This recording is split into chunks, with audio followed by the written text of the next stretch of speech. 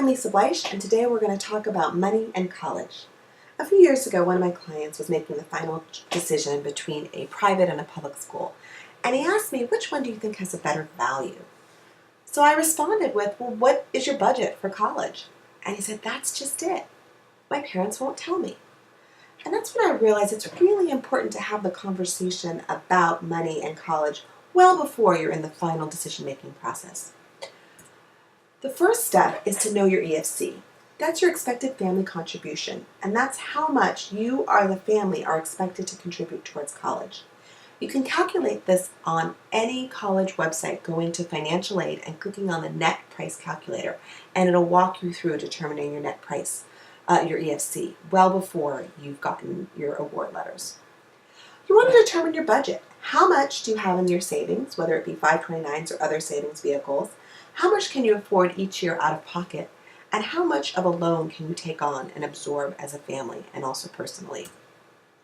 You want to create values for schools. So there will be one or two schools that no matter what, if you get in, as a family, you'll decide to make it happen. There should be another category of schools that if you get enough financial aid, then you can go. And the last category are schools that regardless of how much aid you get, they're within your budget. You want to understand the different policies and types of financial aid by each school. So there are schools that are need-based only. These are schools that only offer financial aid based on financial need. And all of the Ivies fall under that category. There's also merit aid, and these are schools that offer scholarships based on your merit.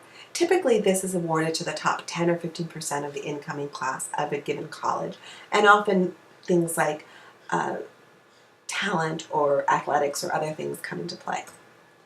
You want to approach your list strategically. So if you have a very low EFC, then you want to look for schools that will meet your full demonstrated need. If you have a very high EFC, you want to focus on schools that will give merit-based aid because that's where you're going to have the best chance of getting money. And if you don't have any need, a financial need, lucky you, then you may have a distinct advantage in the category of schools that are need sensitive. These are schools that do take into account how much you can pay. Understand your net cost for each school. So in any given financial aid package, you're going to get a combination of gifts. So this is free money, money you don't have to pay back. Work study, this is money that you'll get through working. And then loans, and these are things that you do have to pay back. Here's a picture of sort of the sticker price minus the grants and scholarships. Again, free money, and then that gives you your net price. You want to keep an open mind. There's many excellent schools out there, and it's really important to focus on fit.